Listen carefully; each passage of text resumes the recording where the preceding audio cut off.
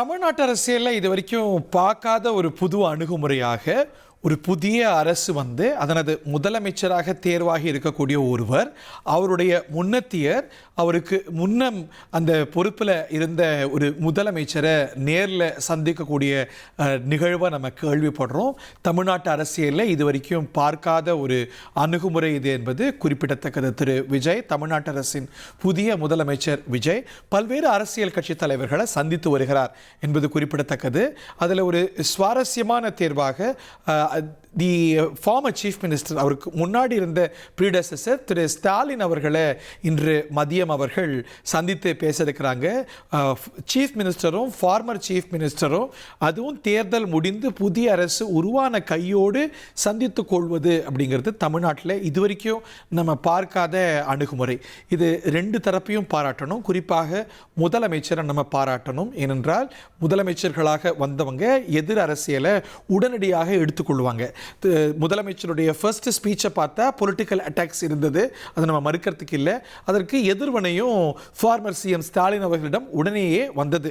அது ஒரு புறம் என்றால், இன்று முதலமைச்சராக பொறுப்பேற்ற அடுத்த நாளிலேயே யாரை எதிர்த்து தீவிரமாக களமாடினாரோ, திமுக, தீய சக்தி அப்படின்னு பல குற்றச்சாட்டுகளை வச்சாங்க.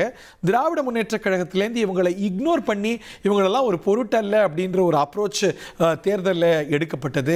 அவங்க பிரதான எதிர்க்கட்சியான அன்றைய எதிர்க்கட்சியான அதிமுகவை மட்டுமே டிக்னிஃபை பண்ணாங்க ரெஸ்பான்ஸோட.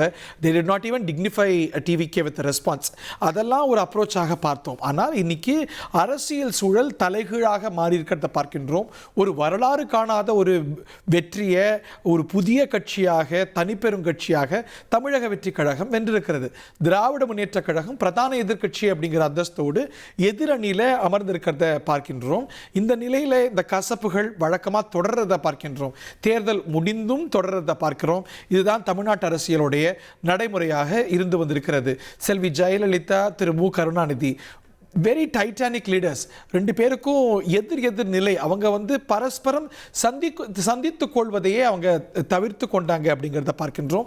It is also a product of their situation என்பதையும் நமக்கு மறுத்து சொல்றதுக்கு இல்லை. 89 தமிழ்நாட்டு சட்டமன்றத்தில் மிக கசப்பான நிகழ்வு ஆளும் எதிர்த்தரப்பு இடையே நடந்தது. அந்த கசப்பு இருவருடைய இறுதி காலம் வரைக்கும் தொடர்ந்ததை நம்ம பார்த்தோம். செல்வி ஜெயலலிதாவுடைய மறைவுக்கு திரு கருணாநிதி அவர்கள் மருத்துவமனையில் இருந்து இரங்கலை வெளியிட்டார். அதில் சில சேரிட்டபிள் ரிமார்க்ஸ் இருந்ததை பார்த்தோம். அந்த கசப்பு நெடுங்காலமாக தொடர்ந்தது. பிரதான எதிர்க்கட்சி தலைவராகவும் முதலமைச்சராகவும் இருவரும் பரஸ்பரம் இருந்திருக்கிறாங்க. இருவரும் சேர்ந்து ஒன்றாக ஒரு அறையில் கூடி செய்ய வேண்டிய சில தேர்வுகள், குறிப்பாக சீஃப் இன்ஃபர்மேஷன் கமிஷனர், இந்த மாதிரியான பொறுப்புகள்லாம் முதலமைச்சர், எதிர்க்கட்சி தலைவர் சேர்ந்து சந்தித்து செய்யக்கூடிய தேவைகள்லாம் இருந்தது. அந்த சமயங்களையும் கூட இருவரும் கூட ஒன்னா சேர்ந்து சந்திக்கக்கூடிய தருணங்களை தவிர்த்து வந்திருக்கிறாங்க. they have not seen face to face. சட்டமன்றத்தில் மட்டும் எதிர் வரிசையில் அமரக்கூடிய ஒரு சூழல் இருக்கும். பட் அதையும் கூட நம்ம ரொம்ப சிற்சில சந்தர்ப்பங்களை தான் பார்த்துருக்கோம். ரெண்டு பேரையும் ஒரு ஃப்ரேமில் பார்ப்பது அப்படிங்கிறது ரொம்ப அரிதான தருணங்களில் மட்டுமே நடந்திருக்கு அப்படிங்கிறத பார்க்குறோம். பட் ஆனால் அந்த இறுக்கம் வந்து இருவருடைய மறைவுக்கு பிறகு தமிழ்நாட்டு அரசியலில் தளர்ந்திருக்கிறது.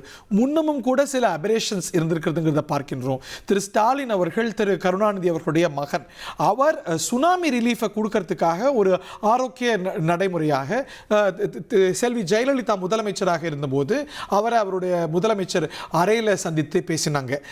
அதை பற்றி திரு ஸ்டாலின் அவர்கள்ட்ட பேட்டியில் நான் கேட்டிருந்தேன், என்னங்க பேசினீங்க, இந்த சந்திப்பு பற்றி எனக்கு ரொம்ப வியப்பாக இருக்குது அப்படின்னு 21 நமக்கு கொடுத்த நேர்காணலில் கேட்டபோது, இல்லை அம்மா எப்படி இருக்காங்க, அப்பா எப்படி இருக்காங்கன்னு அவங்க விசாரிச்சாங்க, குறிப்பாக அம்மாவை பற்றி கேட்டாங்க அப்படின்னு ஸ்டாலின் விளக்கினார். அது ரொம்ப ஆரோக்கியமான சந்திப்பாகவே இருந்தது அப்படின்னு திரு ஸ்டாலின் என்னோட அந்த பேட்டியில் சொன்னதை உங்களுக்கு நான் நினைவு கூறுறேன்.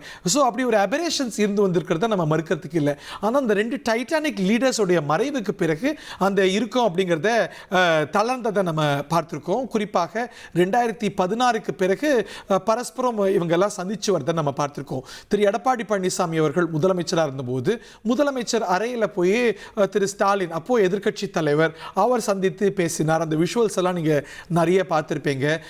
முதலமைச்சராக திரு ஓ பன்னீர்செல்வம் இருந்த போதும் கூட இருவரும் பரஸ்பரம் சந்தித்து கொண்டாங்க. திருமதி சசிகலா அவர்கள் கூட இல்லைங்க அது நடைமுறைக்கு சரி வராது அப்படின்னு அதை விமர்சனம் செஞ்சு பேசினதெல்லாம் கூட நம்ம பரவலாக பார்த்துருக்கிறத நம்ம நினைவு கூறுறோம். பட் இப்போ ஒரு புதுச்சூழலாக முதலமைச்சராக வென்று வந்திருக்கிறவர் அவர் உடனடியாக அவருடைய ப்ரீடெசஸரை முன்னத்தியரை அவருடைய வளாகத்துக்கு போய் சந்தித்து பேசுவது அப்படிங்கிறது ஒரு புதிய ஆரோக்கியமான அணுகுமுறையா பார்க்கணும் இல்லையா மூத்த பத்திரிகையாளர் திரு சோமு? நிச்சயமா அது ஒரு நல்ல விஷயம் தான். பொதுவா நம்ம நிறைய பேசிருக்கிறோம். வட இந்தியாவிலாம் அந்த மாதிரி எதிர் துருவங்களா இருக்கக்கூடியவங்க வந்து அரசியல்ல ஒரே மேடையில தோன்றது, ஒருத்தர் வீட்டுக்கு இது மாதிரி முதல் பதவி இருக்க மாதிரி போறது, இதெல்லாம் இருக்கு. இங்க அந்த மாதிரி இல்லையே அப்படின்லாம் நம்ம பேசிருக்கிறோம். இன்னைக்கு அது நடந்திருக்கு. நம்ம இன்னொருத்தர் கூட அன்னைக்கு நம்ம பேசிட்டு இருந்தோம்ல, அதாவது தம்பிதுரையுடைய மகனோ மகளோ திருமணம் வந்து அவருடைய சம்பந்தி வந்து திமுகங்கிறதுனால அந்த திருமணத்துக்கே அவர் போறதை தவிர்த்தவர்னு கூட நம்ம பேசியிருந்தோம். இந்த மாதிரியான ஒரு சூழல்ல இங்க நிலவக்கூடிய இதுல ஞானசேகரன் அவர் சம்பந்தி என்னுடைய நினைவு சரியா இருந்தா மேபி நான் தப்பா சொன்னா நான் ரொம்ப மன்னிப்பு கேட்டுக்கிறேன். வேலூர் ஞானசேகரன் இல்லையா? ஆமாதான் நினைக்கிறேன். ஆனா அந்த சம்பவம் தானே முக்கியம். நீங்க சொன்னது கரெக்டா தான் இருக்கும். அப்படிப்பட்ட ஒரு சூழல்ல இது மாதிரி சந்திக்கிறதுங்கிறது வந்து ரொம்ப பாராட்ட வேண்டியது. ரெண்டு தரப்பையுமே பாராட்டணும். இது மாதிரி இவரு போறதும் அதை அவர் ஏற்கிறதுங்கிறது ரெண்டுமே வந்து ஒரு நல்ல நாகரிகமான ஒரு விஷயம். இதே நாகரிகம் வந்து விமர்சிக்கிறதுலயும் இருக்கணும், இருந்தால் நல்லது அப்படின்னு. இது ஒரு நல்ல ஆரம்பம். வாழ்த்தணும், ரெண்டு பேருமே வாழ்த்தணும். இது நல்ல தமிழ்நாட்டுக்கான ஒரு பொதுவா சொல்லுவாங்க எதிர்கட்சிகள் என்பது எதிர்கட்சிகளாக இருக்குமே தவிர எதிரி கட்சிகளாக இருக்கக்கூடாது அப்படின்னு அரசியல் நாகரிகத்தை வலியுறுத்துறவங்க சொல்லுவாங்க.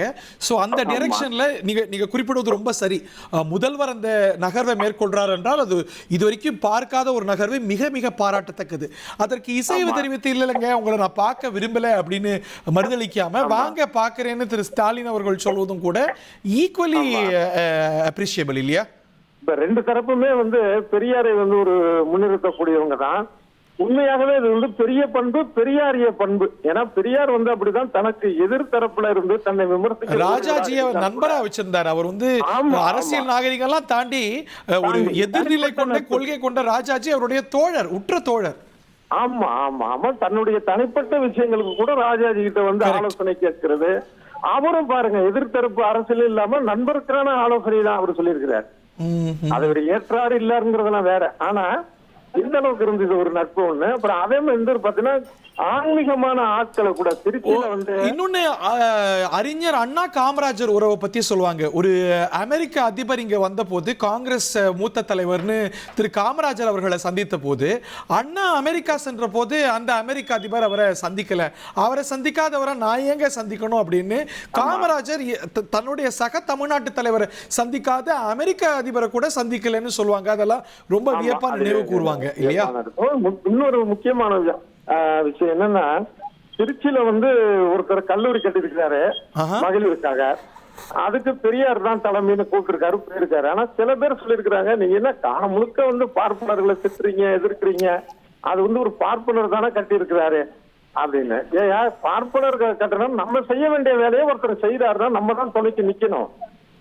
நம்ம வந்து ஒரு பார்ப்பனியம் அப்படிங்கிற விஷயத்த நம்ம சொல்றோம், தனிப்பட்ட நபர்கள் மேல் நம்ம இருக்கு, நம்ம நல்ல விஷயத்த செய்யறாரு அப்படின்னு. அதனால பல பேர் தவறா புரிஞ்சுக்குவாங்க பெரியாரு. அப்படி இல்ல அவரு அவங்க தரப்புல விளக்கம் கொடுப்பாங்க. பார்ப்பனர்கள் வேற, பார்ப்பனியம் வேற. இன்னும் சொல்ல போனா ராஜாஜி யார், அவங்க ரெண்டு பேருடைய ஆத்ம நெருக்கம் நம்ம பார்க்கணும். நன்றி திரு சோமசரி. 1,28,00,000 மனங்களை வென்ற தந்தை டிவி யூடியூப் சேனல். தவிர்க்க முடியாத தம்ப்நெயில், கலக்கலான கான்டென்ட்ஸ். நீங்களும் இந்த குடும்பத்தில் இணைய இப்பவே சப்ஸ்கிரைப் பண்ணுங்க.